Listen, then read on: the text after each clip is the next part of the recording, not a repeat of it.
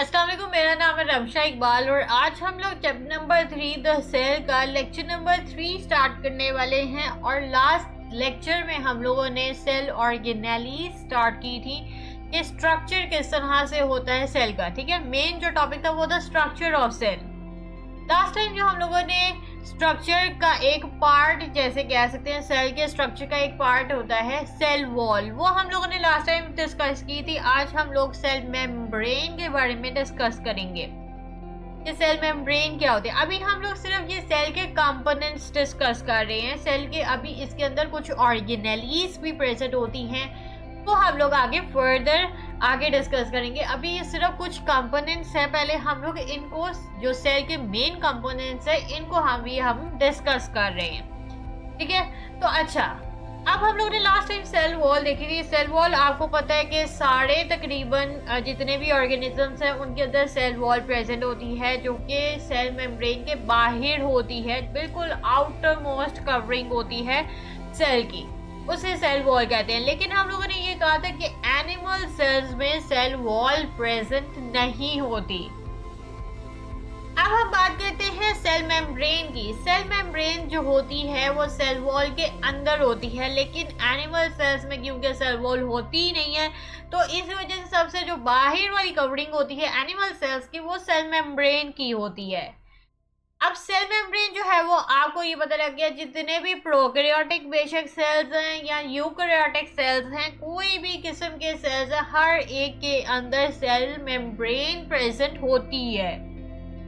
ये क्या होती है कि ऐसी थिन सी होती है, इलास्टिक होती है, यानी कि बहुत इलास्टिक, बहुत ज़्यादा हार्ड नहीं होता इसका स्ट्रक्चर, बहुत इलास्टिक होती है सेल मेम्ब्रेन, जो कि साइटोप्लाज्म के बाहर प्रेजेंट होती है। साइटोप्लाज्म क्या होता है, इसका स्ट्रक्चर हम लोग आगे अभी मैं आपको पढ़ाती हूँ तो आपको समझ में आ जाएगा। ठीक है, अब हम बात करते हैं कि सेल मेम्ब्रेन की। सेल मेम्ब्रेन क्या करती है, ये एक्ट करती है as a selectively permeable membrane, यानी कि इसने क्या करना होता है, इसने खुद से मॉलिक्यूल्स को सिलेक्ट करना होता है और उसने मॉलिक्यूल्स को बाहर भेजना है या अंदर भेजना है, या उसने अपनी मर्जी से उसे सिलेक्ट कर करके मॉलिक्यूल्स को पास आउट करना होता है।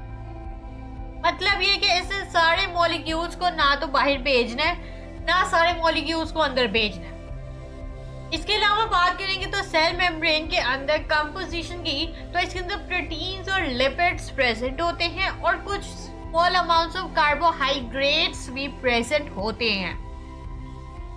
ठीक है, तो सेल मेम्ब्रेन के अंदर मेन जितनी भी कह सकते हैं कंपोनेंट्स वो सारे प्रेजेंट है। प्रोटीन्स भी प्रेजेंट है, लिपिड्स भी प्रेजेंट है, कार्बोहाइड्रेट्स भी प्रेजेंट है। अब हम इसके स्ट्रक्चर की बात करते हैं। स्ट्रक्चर डिस्क्राइब किया जाता है as a fluid mosaic model. इसका क्या मतलब है, इस मॉडल के अकॉर्डिंग ये है कि इसका स्ट्रक्चर इस तरह से होता है कि जो लिपिड्स होती हैं उन्होंने एक फ्लूइड जैसी दो लेयर्स बनानी होती है, इसलिए उसको कह रहे हैं fluid like by layer. By का मतलब होता है दो। ठीक है, तो दो इसने लेयर्स बनानी होती है फ्लूइड की, यानी कि फ्लूइड का तो आपको मतलब पता है ना, उस तरह की इसने दो लेयर्स बनानी होती है लिपिड्स ने। अब लिपिड्स आ गई इसके स्ट्रक्चर में। अब प्रोटीन्स क्या होती है, प्रोटीन्स उसके अंदर सबमर्ज हुई होती है, यानी कि उसके अंदर घुसी होती हैं प्रोटीन्स भी। ठीक है, तो अब होता क्या है कि लिपिड्स और प्रोटीन्स क्या करते हैं, मूव करते हैं लेटली, यानी कि बहुत स्लो मूव करते हैं, जिसकी वजह से क्या होता है, जो मोज़ेक बनता है या जो पैटर्न बनता है प्रोटीन्स और लिपिड्स का, वो बार बार चेंज होता रहता है। ये जरूरी नहीं है कि जिस तरह का पैटर्न बना हुआ है सेल मेम्ब्रेन का वो ऐसे ही रहेगा, बल्कि उसकी जब मूवमेंट होती है ये प्रोटीन्स की और ये लिपिड्स की, तो वो अल्टीमेटली उसका स्ट्रक्चर भी थोड़ा सा चेंज होता रहता है। ठीक है, अच्छा, प्रोटीन्स की बात हो गई और लिपिड्स की बात होगी। लिपिड्स ने बाइलेयर बनानी है, प्रोटीन्स उसके अंदर सबमर्ज हुए होंगे। अब कार्बोहाइड्रेट्स कहाँ पे प्रेजेंट होते हैं, कार्बोहाइड्रेट्स अगर तो प्रोटीन्स के साथ ज्वाइन हुए होंगे तो उसे हम कहेंगे ग्लाइकोप्रोटीन्स, और अगर कार्बोहाइड्रेट्स लिपिड्स के साथ बाउंड हुए होंगे तो उसको हम कहेंगे ग्लाइकोलिपिड्स। ठीक है, ये हमारे पास आता है पूरा स्ट्रक्चर। यूकैरियोटिक सेल्स में बहुत ज्यादा ऑर्गेनेलीज है कि उनके खुद के इर्द गिर्द भी अंदर मेम्ब्रेन्स प्रेजेंट होती हैं। यानी कि इसका क्या मतलब है, इसका मतलब ये है कि कोई यूकैरियोटिक सेल है उसके अंदर आपको पता है कि बहुत ज्यादा ऑर्गेनेलीज प्रेजेंट है। अब वो जो ऑर्गेनेलीज प्रेजेंट हैं उसके इर्द गिर्द भी मेम्ब्रेन्स प्रेजेंट होती हैं। हालांकि वो सेल के अंदर है और वो एक अलहदा से ऑर्गेनेली है, लेकिन उन ऑर्गेनेलीज के इर्द गिर्द अलहदा से भी मेम्ब्रेन्स बाउंडेड हुई होती हैं। इसी वजह से यूकैरियोटिक सेल्स को हम लोग कहते हैं, किस तरह डिफरेंशिएट करते हैं प्रोकैरियोटिक सेल से, वो इस सेंस में करते हैं कि eukaryotic cells membrane bound organelles इनके अंदर प्रेजेंट होती हैं, कि इनके अंदर जो ऑर्गेनेलीज भी प्रेजेंट है उसके इर्द गिर्द भी मेम्ब्रेन्स प्रेजेंट होती हैं। जैसे कि मैं आपको एग्जांपल दे देती हूँ कुछ ऑर्गेनेलीज की, जैसे कि इसमें आता है माइटोकॉन्ड्रिया आ जाता है, क्लोरोप्लास्ट आ जाता है, गोल्जी अपरेटस आ जाता है, एंडोप्लाज्मिक रेटिकुलम आ जाता है, लाइसोसोम्स आ जाते हैं। ये सारे स्ट्रक्चर्स अभी हम आगे जाके डिटेल में पढ़ेंगे, ठीक है। अब हम बात करते हैं सेल मेम्ब्रेन के स्ट्रक्चर की। यहाँ पे डायग्राम से आपको समझ में आ जाएगी, ये सेल के बाहर वाला हिस्सा है, ये सेल के अंदर वाला हिस्सा है, ठीक है।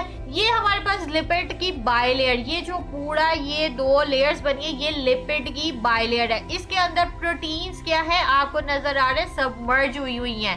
ये वाली बाहर वाली ये जो होती है ये इसकी लेयर के अंदर सबमर्ज हुई होती है। इस तरह ये पीछे पीछे भी ये सारे सर्कल्स होते हैं, इस तरह से इसके अंदर ये सबमर्ज हुई होती है। इसके अलावा यहाँ पे कुछ और अंदर स्ट्रक्चर्स, कुछ और कंपोनेंट्स भी प्रेजेंट होते हैं, जिसमें जैसे कि कोलेस्ट्रॉल आ जाता है।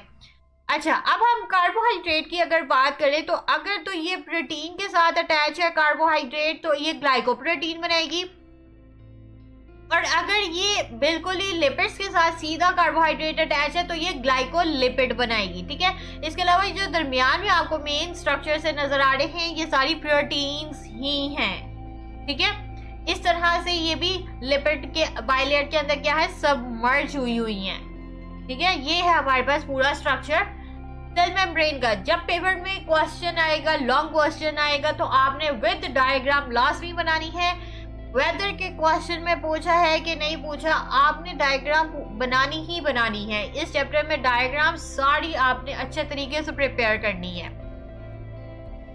सेल मेम्ब्रेन के बाद अब हम स्टार्ट करते हैं साइटोप्लाज्म क्या होता है। अब साइटोप्लाज्म होता है जेली लाइक स्ट्रक्चर होता है, यानी कि सेल के अंदर वाला जितना पार्ट होता है ना, जेली लाइक इस तरह का स्ट्रक्चर होता है जिसके अंदर सारे ऑर्गेनेलीज प्रेजेंट होते हैं। ये जो सारा स्ट्रक्चर है इसे हम कहते हैं साइटोप्लाज्म है ये सेल का, ठीक है। इसके अंदर क्या होते हैं, वाटर होता है, प्रोटीन्स हैं, एंजाइम्स हैं, सॉल्ट्स हैं, दूसरे सब्सटेंसेस हैं, बहुत ज्यादा। अब इसके फंक्शंस की बात करें तो ये ऐसा मीडियम प्रोवाइड करते हैं ऑर्गेनेलीज को, क्योंकि इसके अंदर सारी ऑर्गेनेलीज प्रेजेंट है तो इसने इस तरह का मीडियम प्रोवाइड करना होता है, सूटेबल कंडीशंस प्रोवाइड करनी होती हैं ऑर्गेनेलीज को कि वो सही तरीके से मूव कर सके, सही तरीके से अपनी फंक्शनिंग कर सके, ठीक है। इसके अलावा ये है कि सेल के अंदर भी जो है वो आपको पता है ट्रांसपोर्टेशन होती रहती है मटेरियल्स की, तो वो ये भी इसमें भी हेल्प आउट करती है, क्योंकि सेल के अंदर जो भी मटेरियल्स ट्रांसफर हो रहे होंगे वो साइटोप्लाज्म के अंदर से ही हो रहे होंगे। इसके अलावा ये ऐसी साइट है जहाँ पे मेटाबॉलिक रिएक्शंस अगर होते हैं, यानी कि सेल के आपको पता है कि आपको ये पता होना चाहिए कि सेल के अंदर क्या होते हैं, कुछ रिएक्शंस अकर होती हैं जिसमें कैटाबॉलिज्म है, एनाबॉलिज्म है, इससे ऑक्सीडेशन रिडक्शन रिएक्शंस जिस तरह से अकर होते हैं, ये सारे रिएक्शंस आप जाके आगे चैप्टर्स में स्टडी करेंगे।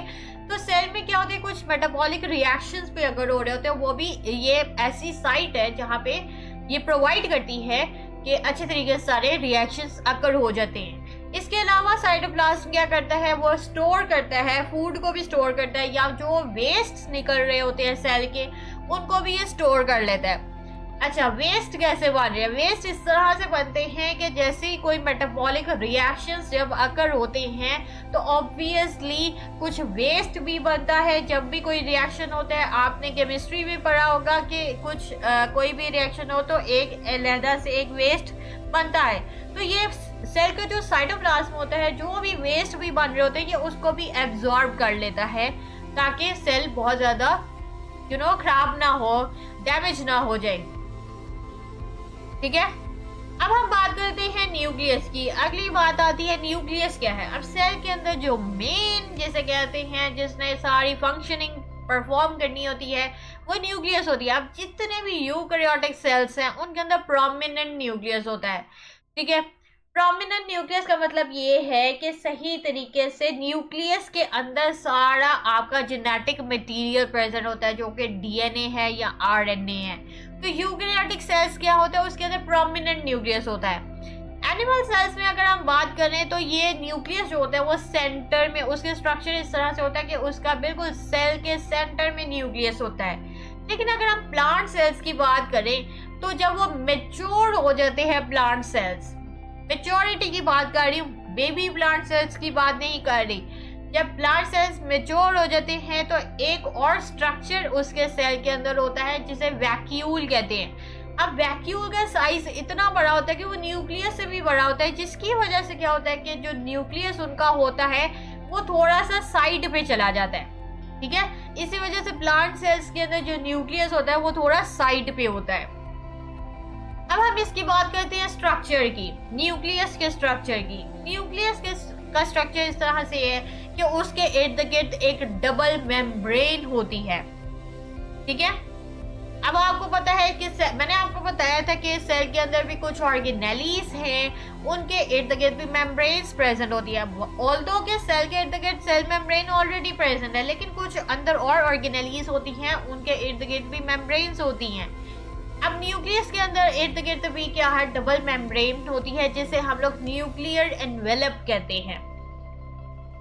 ठीक है, अब फंक्शनिंग ये किस तरह से परफॉर्म करती है न्यूक्लियस, ये भी सेमी परमिएबल के जो है वो एक्ट करती है। इसकी जो मेम्ब्रेन है वो एक्ट करती है as a semi permeable membrane. इसका क्या मतलब है, हम लोगों ने अभी जो डिस्कस किया है वो था सेल मेम्ब्रेन, उसमें था सिलेक्टिवली परमिएबल मेम्ब्रेन। उसमें ये हम लोगों ने देखा था कि वो सिलेक्टिव मॉलिक्यूल्स को पास आउट करती है। ये क्या होता है, ये भी सेमी परमिएबल है, यानी कि इससे भी सारे मॉलिक्यूल्स को पास आउट नहीं होने देना। सेमी परमिएबल ने क्या करना होता है कि इसकी मेम्ब्रेन इस तरह से होती है कि जो भी साइज, जितने भी मॉलिक्यूल्स होते हैं, आपको पता है कुछ का बड़ा साइज होता है, कुछ का छोटा साइज होता है।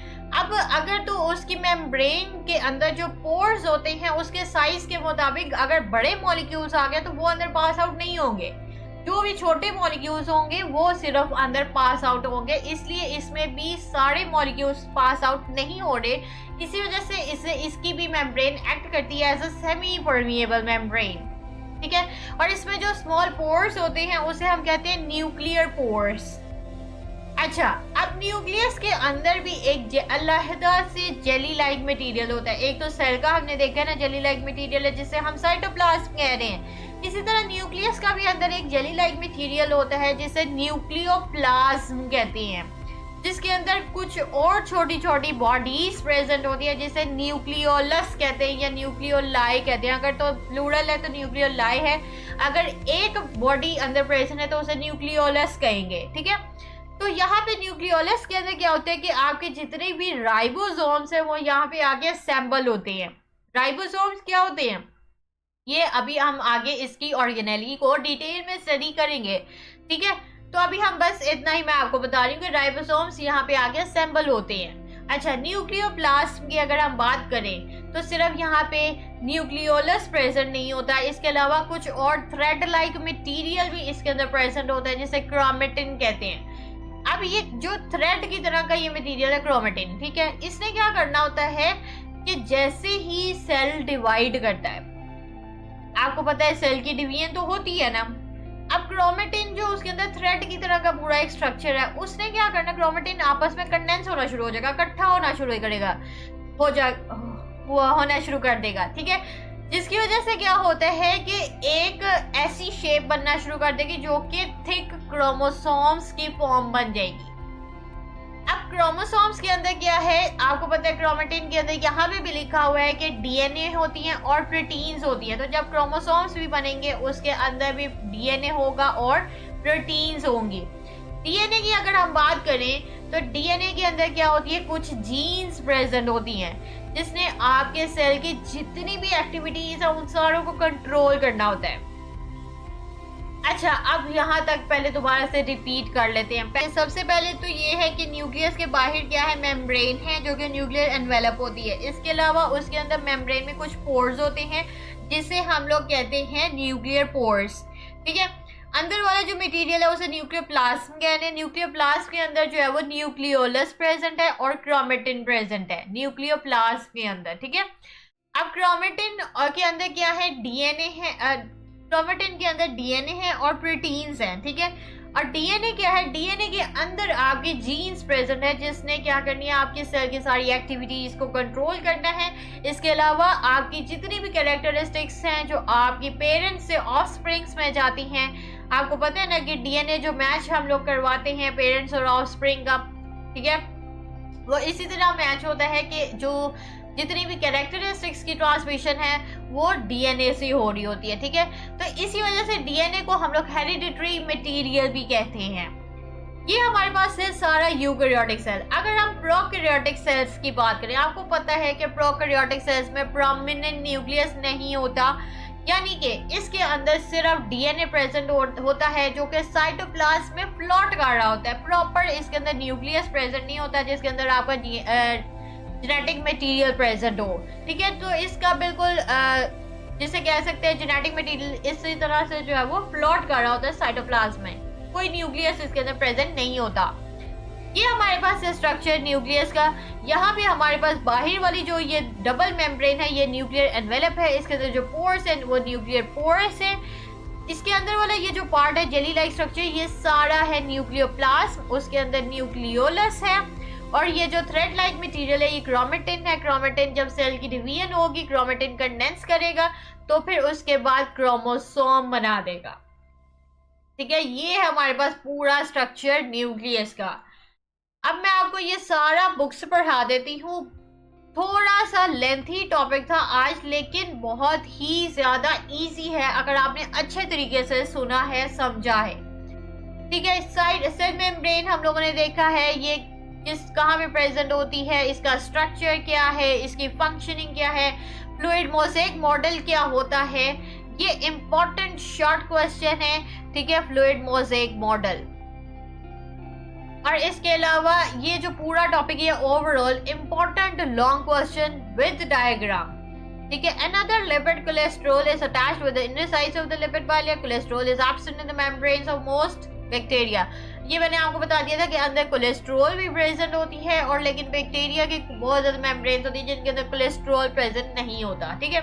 अच्छा, उसके बाद हम लोग ने साइटोप्लाज्म देखा है, इसका भी आपने सारा स्ट्रक्चर देखना है, इसकी फंक्शनिंग देखनी है। ये सारी शॉर्ट में भी आ सकती है, लॉन्ग में ये छोटा सा ये नहीं आता इतना, ठीक है। Cytosol is a liquid part of the cytoplasm that includes the molecules and the small particles such as ribosomes but not membrane bound organelles. अच्छा, साइटोप्लाज्म के अंदर एक छोटा सा पार्ट होता है, लिक्विड का पार्ट है, उसे साइटोसोल कहते हैं। ये इंपॉर्टेंट एमसीक्यू है।